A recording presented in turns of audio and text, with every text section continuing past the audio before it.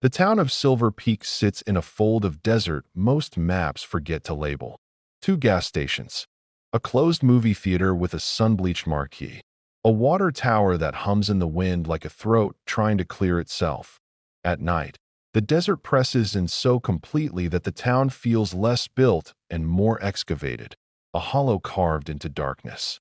I moved there in late September, hired to maintain a small weather monitoring station 15 miles outside town. The station belonged to a private contractor. They tracked atmospheric disturbances for reasons no one explained to me. My job was simple: calibrate sensors, replace parts, log anomalies. I worked alone.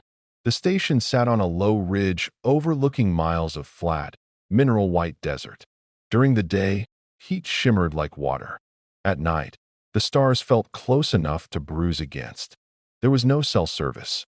The only connection was an aging radio tower that crackled with static even when no one spoke.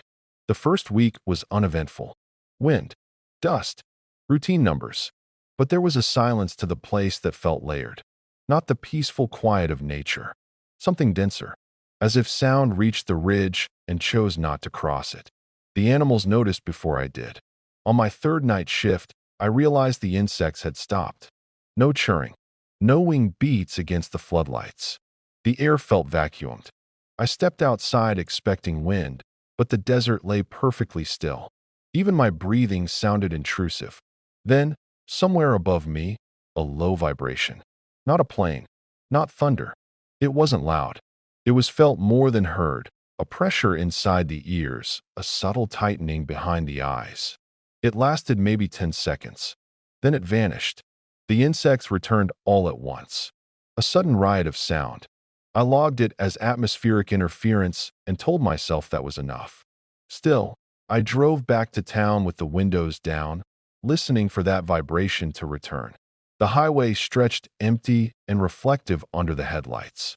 For long stretches, I felt washed by something moving parallel to the car, just beyond the beam. Nothing was ever there when I looked. I started sleeping with the radio on. The equipment registered the first anomaly a week later. At 2:14, every sensor spiked simultaneously. Temperature dropped 12 degrees in less than a second. Air pressure dipped and rebounded like a skipped heartbeat. The magnetic reader spun numbers so fast they blurred. Then everything normalized. No storm followed. No wind. The sky remained clear, indifferent. I replayed the logs 3 times, expecting to find a glitch. There wasn't one. The data was clean. Too clean. The spike looked intentional, like a signature written in physics. When I stepped outside, the desert smelled metallic. Sharp, like struck batteries. The air tasted wrong. Cold without breeze.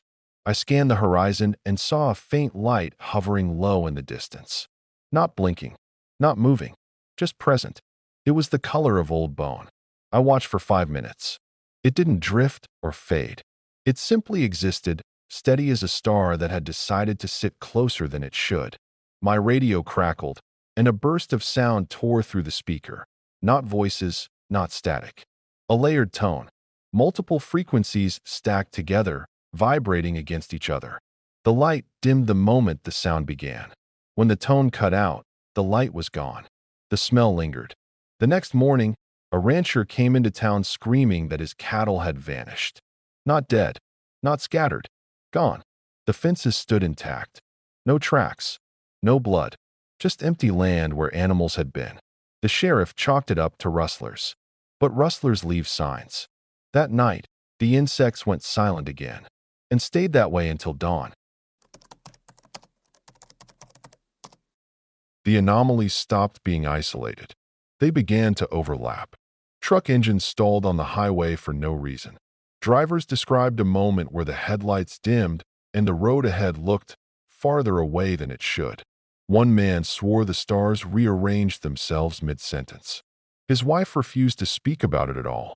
At the station, the logs filled with spikes, magnetic surges, microbursts of cold air, timestamps that didn't align. I'd check my watch, then the console, and lose entire minutes without memory of movement. I'd be standing in one corner of the control room, and suddenly find myself at the door, hand on the handle, unsure how I crossed the space. The radio began transmitting fragments. Not voices, echoes of voices, half-formed syllables that sounded like they'd been pulled from somewhere else and played back through a damaged speaker. Sometimes I heard my own name, stretched thin and warped. I started keeping the volume low, but the whispers pushed through the static anyway. Then the animals started dying. Birds fell from the sky around the ridge. Not in flocks, singly. They dropped without warning, hitting the ground with soft thuds. Their bodies were intact, eyes open, no wounds. I buried 3 before I stopped touching them. Their feathers felt cold, colder than the air. One night, the vibration returned, stronger this time. The station lights flickered in rhythm with it. The pressure in my ears built until I thought my skull might crack. I staggered outside and saw the light again, closer. It wasn't hovering now. It was descending. No sound accompanied it. No engine. No rush of displaced air. It lowered with impossible smoothness, like gravity had been negotiated away. The desert around it darkened, not with shadow, but with absence, as if the light erased whatever it passed over. I tried to call it in. The radio screamed, a single, continuous tone that drove me to my knees. When it stopped, the light was gone. The stars returned to their proper places. My watch read 3:02. The log showed nothing between 2:19 and 3:01. 42 minutes erased. I drove back to town at sunrise. Every window I passed was boarded shut. Not recently. The wood looked weathered, as if it had been there for years. But I'd driven those same streets the day before. The windows had been open, curtains moving in the breeze. No one else seemed to notice. I shouldn't have gone back to the ridge. But the job was still mine, and the station still stood. The sky was overcast when I arrived, a low ceiling of gray that made the desert feel compressed. The air held that metallic scent again. The equipment was already active. Every screen displayed a slow, synchronized pulse, numbers rising and falling together. Like breathing, I stood in the doorway listening to the silence. No insects, no wind, no distant traffic, just the faint hum of the station and something else beneath it, a rhythm that didn't belong to any machine. A deep, internal throb that I felt in my chest more than heard. It matched the pulse on the screens. I stepped outside. The light hung directly above the ridge, close enough to see its surface. It wasn't solid in any way I recognized. It shimmered, like heat distortions given structure. Edges folded in on themselves, forming shapes that refused to stay consistent. My eyes slid off it. Every attempt to focus produced nausea. The vibration returned, stronger than before. The ground trembled, not shaking but humming, like a plucked string stretched across miles. My teeth ached. My vision narrowed. The light expanded without moving, filling the sky in a way that made distance meaningless. Then the sound came. A chorus of tones layered so densely they became a physical force. The air thickened. Breathing felt optional. I tried to step back and realized my legs weren't responding. My body had gone still, locked in place by a calm that wasn't mine. Inside the light, something shifted. A darker shape, not emerging, revealing. It suggested angles that hurt to consider. A geometry that implied depth where none should exist. My mind tried to map it and failed, sliding into a blank panic. Tears streamed down my face without emotion attached to them. The shape turned toward me. Not physically, but I felt observed. Every memory I had rose at once, unspooling in a rush so fast it blurred. Childhood rooms, faces, conversations, regrets. The sensation wasn't curiosity. It was inventory, a cataloging of a small, irrelevant organism. The pressure in my skull peaked. And then, nothing. No light. No sound. I was on the ground, cheek pressed to cold sand. The sky was empty. The station behind me stood dark. Dead. Every panel black. The air was warm again. Normal. Except for the silence. Even the insects hadn't returned. My watch read 7:48. I had arrived at 19:10. They arrived before I reached town. Unmarked vehicles blocking the highway. Men in pale uniforms with no insignia. Their faces carried the blank efficiency of people accustomed to being obeyed. They didn't shout. They didn't threaten. They simply redirected. One took my keys. Another guided me into the back of a truck that smelled faintly of disinfectant.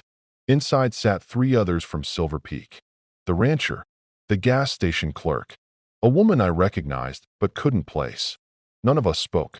Our eyes avoided each other as if contact might confirm something we were trying not to know. We were driven to a temporary structure outside town.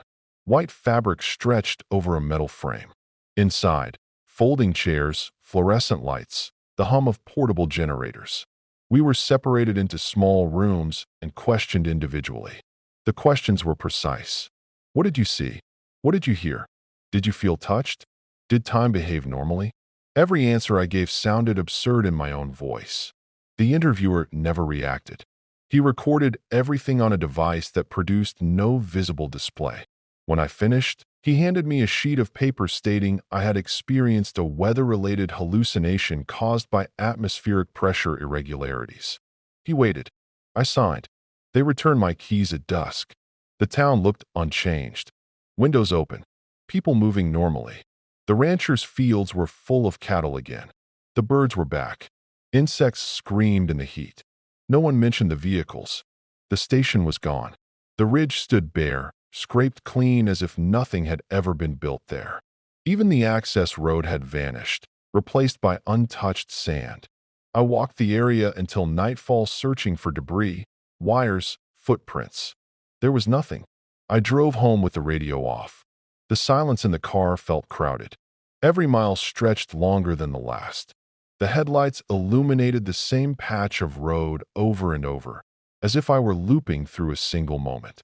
I reached town eventually, I think. I left Silver Peak 2 weeks later. The official reason was contract termination. The letter arrived and signed. It thanked me for my service and reminded me of the confidentiality clause I didn't remember agreeing to. I packed my belongings and drove east without telling anyone goodbye. The desert followed. Even after the landscape changed, I smelled metal in the air at random intervals. My watch loses minutes every few days. I'll look down and find the second hand frozen between ticks, then jumping forward to compensate. During those gaps, I sometimes hear the layered tone. Quiet, patient. At night, lights hover beyond the curtains. Not bright enough to confirm, too steady to dismiss. I don't look directly at them anymore. I've learned that recognition feels mutual. The worst part is the memory, not of what I saw, of what I almost understood. There's a shape in my thoughts that refuses to resolve. A suggestion of scale so vast it empties meaning from the word distance. When I try to describe it, my mind recoils like a burned hand. The fear isn't of invasion or destruction. It's of proximity, the certainty that something immeasurably large passed close enough to notice us and found us unremarkable. Silver Peak still exists on maps. I've checked, but when I call the gas station, the number connects to a recorded message stating the line is inactive. Satellite images show a smear of pale desert where the town should be. No water tower. No roads, just empty terrain. I've driven halfway back twice. Each time, the highway signs begin to repeat. The same mile marker appearing again and again until the sky feels low and the air tastes metallic. My hands start shaking on the wheel. The radio fills with that layered tone. I turn around before the silence returns. Some nights I wake convinced I'm back on the ridge. I can feel the ground humming through the mattress.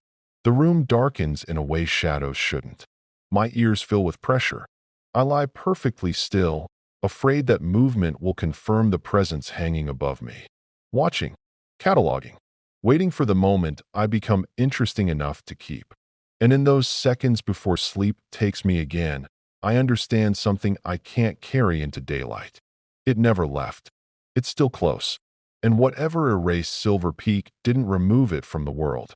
It removed the world from around it.